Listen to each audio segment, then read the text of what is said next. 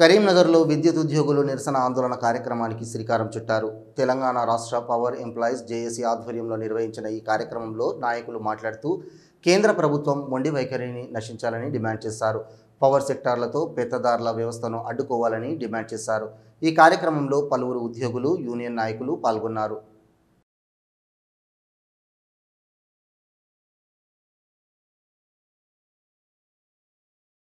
విద్యుత్ ఉద్యోగుల ఐక్యత విద్యుత్ సంస్థల ప్రైవేటీకరణ నిలిపివేయాలి.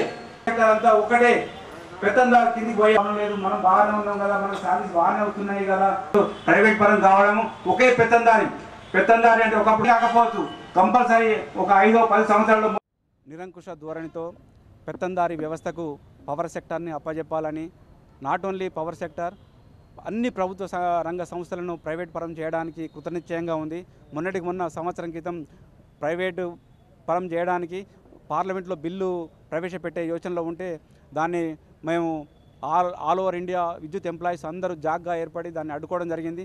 ఇప్పుడు అట్లా కాకుండా ఇప్పుడు ఒక ఛత్తీస్గఢ్లో ఆల్రెడీ ప్రైవేట్ పరం చేశారు.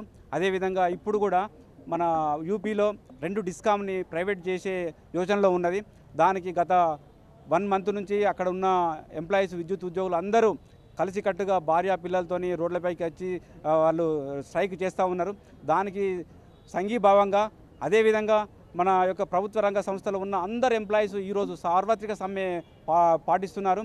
సో వాళ్లకు కూడా సంఘీభావంగా మేము యొక్క వర్క్ బైకాట్ ప్రోగ్రాం చేస్తున్నాం.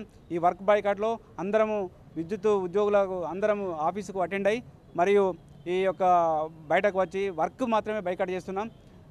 ఈ యొక్క ప్రభుత్వం ఈ యొక్క కేంద్ర ప్రభుత్వం ఈ యొక్క మొండి వైఖరిని, ఈ యొక్క నియంతృత్వ ధోరణి నిచ్చకపోతే డెఫినెట్గా ఈ యొక్క కార్యక్రమాన్ని మేము ఇంకా ముందుకు తీసుకెళ్తాం.